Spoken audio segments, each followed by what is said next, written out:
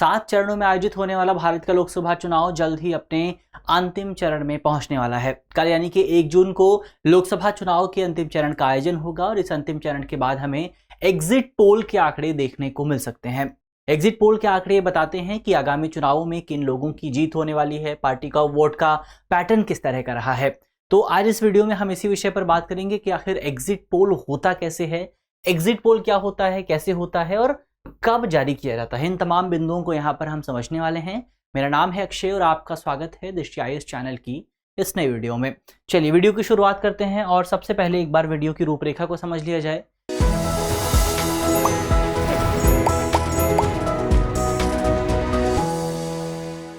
हम सबसे पहले खबर पे बात करेंगे, खबर के बाद एग्जिट पोल को समझेंगे और फिर एग्जिट पोल को लेकर के भारत में नियम कानून क्या कहते हैं उन पर भी बात करेंगे। अंत में एक सवाल पर भी चर्चा होगी। सवाल आपका प्रीलिम्स का है और आप कमेंट बॉक्स में सवाल का जवाब दे सकते हैं। इसके अलावा ये जो पूरा टॉपिक है आपका जीएस पेपर 2 से जुड़ा हुआ है और आप इसे जो है भारतीय राज्य व्यवस्था यानी कि इंडियन पॉलिटी के खंड से जोड़ करके देख सकते हैं। चलिए वीडियो की शुरुआत करते हैं और सबसे पहले खबर पे बातचीत की जाए कि खबर क्या है। तो खबर यह है कि भारत में लोकसभा के चुनाव आयोजित हो रहे हैं और भारत में लोकसभा के जो चुनाव हैं उसे लोकतंत्र के सबसे बड़े पर्व के तौर पर, सबसे बड़े उत्सव के तौर पर देखा जाता है, जहां पर हजारों करोड़ों की संख्या में लोग जो है मतदान करने अपने घरों से बाहर निकलते हैं और अपने प्रतिनिधियों का चयन करते हैं। वो प्रतिनिधि जो कि आगे चलकर संसद में जाते हैं और आम लोगों के लिए कानून बनाते हैं। तो ये प्रक्रिया बहुत ज्यादा सेलिब्रेट की जाती है अंतर्राष्ट्रीय लेवल पर। न केवल भारत में इसकी कवरेज आपको देखने को मिलेगी बल्कि दुनिया भर के अलग अलग जो देश हैं वहां पर आपको भारतीय चुनावों की कवरेज देखने को मिल जाती है। और इन चुनावों में भी बहुत सारे इवेंट आपको देखने को मिलेंगे। चुनाव की तारीख की घोषणा होती है, मॉडल कोड ऑफ कंडक्ट लागू किया जाता है, चुनाव आयोजित होते हैं, अलग अलग चुनाव अलग अलग चरणों में चुनाव आयोजित होते हैं। लेकिन इसमें से एक इवेंट सबसे ज्यादा इंपॉर्टेंट है और वो इवेंट है मतगणना का दिन, यानी कि जिस दिन ये कैलकुलेट किया जाता है कि कौन सी पार्टी को कितने वोट प्राप्त हुए हैं और आगामी चुनावों में किसकी सरकार बनने वाली है। और ये दिन काफी महत्वपूर्ण होता है देश के लिए, क्योंकि ये दिन तय करता है, मतगणना का जो दिन है वो हमारे देश और हमारे देश का भविष्य किस तरह का होने वाला है उसको तय करता है। क्योंकि 5 सालों तक पे एक पार्टी की सरकार रहेगी, वो पार्टियां नीति निर्धारित करेगी और वो नीतियां हमारे देश को प्रभावित करेंगी। तो मतगणना की जो दिन है, जो तारीख है, वो बहुत इंपॉर्टेंट होती है। और इससे एक जुड़ा शब्द और सामने आता है, वो शब्द है एग्जिट पोल। एग्जिट पोल क्या करता है? एग्जिट पोल हमें मतगणना को लेकर के एक बेहतर पिक्चर पेश करता है, हमारे सामने एक बेहतर परिदृश्य बना करके पेश करता है कि जो मतगणना होने वाली है, जो काउंटिंग होने वाली है, उसमें कौन सी पार्टी को कितने वोट हमें देखने को मिल सकते हैं। और इस बार के जो एग्जिट पोल हैं वो आपका 1 जून को जारी किए जाएंगे।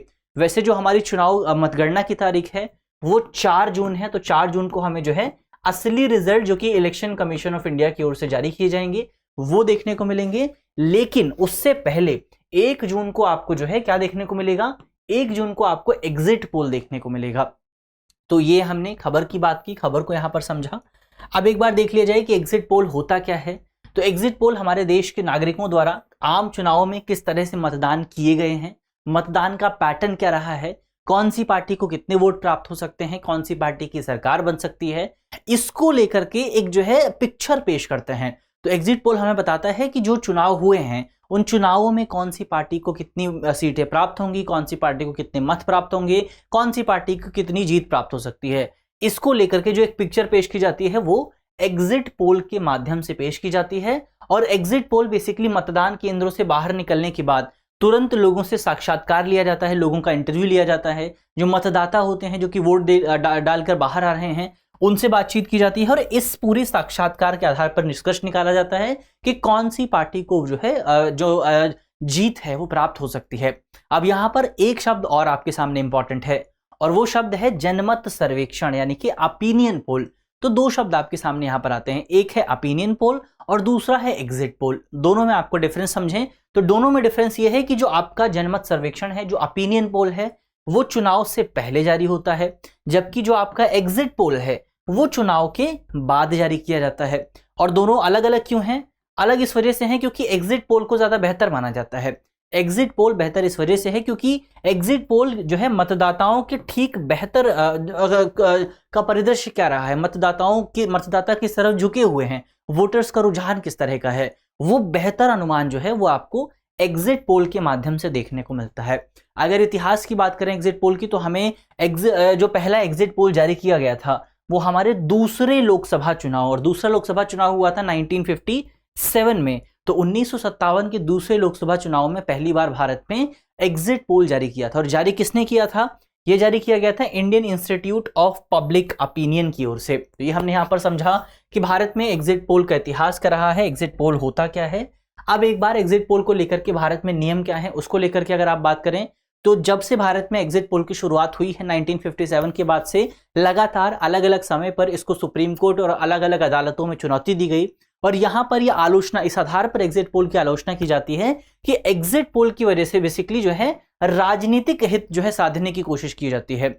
अक्सर ये कहा जाता है कि जो तमाम पॉलिटिकल ऑर्गेनाइजेशन, जो तमाम आपके जो इंस्टीट्यूट्स हैं जो कि एग्जिट पोल जारी करते हैं, वो कहीं ना कहीं किसी न किसी पॉलिटिकल पार्टी से एसोसिएट होते हैं, पॉलिटिकल पार्टी से जुड़े होते हैं। तो इन्हीं आलोचनाओं के आधार पर बार बार ये याचिका सुप्रीम कोर्ट में पहुंची कि एग्जिट पोल जो है वो हमेशा वो भारत में बंद कर देना चाहिए। और इसी को ध्यान में रखते हुए सुप्रीम कोर्ट ने फरवरी 2010 में लोक प्रतिनिधि अधिनियम की धारा 126A में शामिल किया गया और ये कहा गया कि चुनाव से पूर्व आप एग्जिट पोल जारी नहीं कर सकते हैं।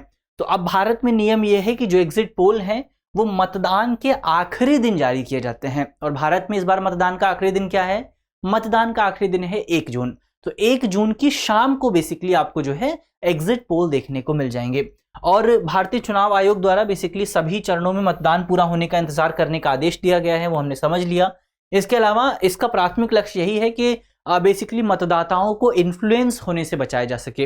यानी कि कई बार क्या होगा, आप सोच करके देखिए कि आप जो है पार्टी ए को वोट करना चाहते हैं, लेकिन एग्जिट पोल टीवी में यह बताता है कि जीत पार्टी बी की होने वाली है।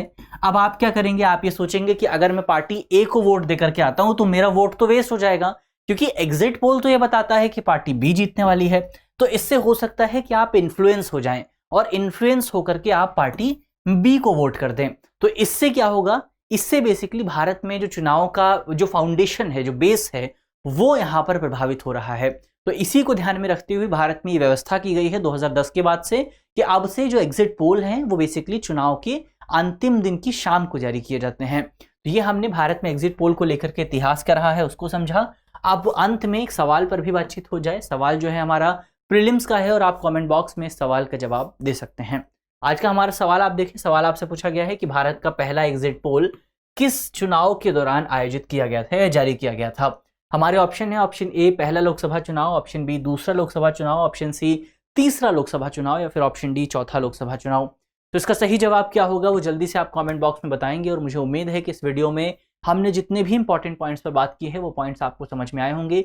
और अगर आपको वीडियो पसंद आई है तो वीडियो को लाइक कीजिएगा, अपने दोस्तों के साथ शेयर कीजिएगा और चैनल को सब्सक्राइब भी कीजिएगा। मिलते हैं आपसे अगली वीडियो में, तब तक के लिए अपना ख्याल रखिए, ध्यान रखिए, पढ़ते रहिए। धन्यवाद। डियर व्यूअर्स, अपने एग्जाम की तैयारी को और बेहतर करने के लिए हमारे चैनल को लाइक, शेयर और सब्सक्राइब करना न भूलें।